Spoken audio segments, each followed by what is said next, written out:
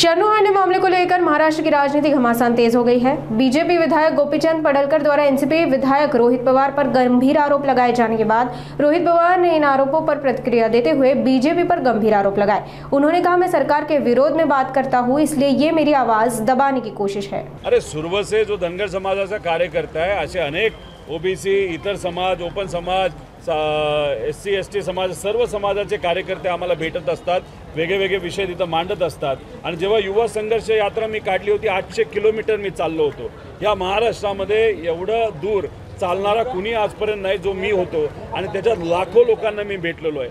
आणि मग तिथे लोकांनी माझ्याबरोबर फोटो काढले। आता देवेंद्र फडणवीस साहेबांचा फोटो, काही क्रिमिनल लोकांबरोबर अजितदादांचे फोटो आहेत, बावनकुळे साहेबांचा ड्रग माफिया बरोबर फोटो आहे, प्रधानमंत्री साहेबांचे फोटो आहेत। मग आम्ही तिथं भूमिका घेत असताना हीच भूमिका घेतो। नेत्याजवळ कोण उभा आहे त्याचं बॅकग्राऊंड कोणाला काय माहीत नसतं, आणि या बाबतीत सुद्धा तुम्ही फोटो दाखवून मला फ्रेम करण्याचा प्रयत्न तिथे करत असाल, याला एकच कारण आहे, सरकारच्या विरोधात मी आज ज्या पद्धतीने बोलत आहे, सामान्य लोकांची भूमिका मांडत आहे, हे सरकारच्या पोटामध्ये दुखतंय।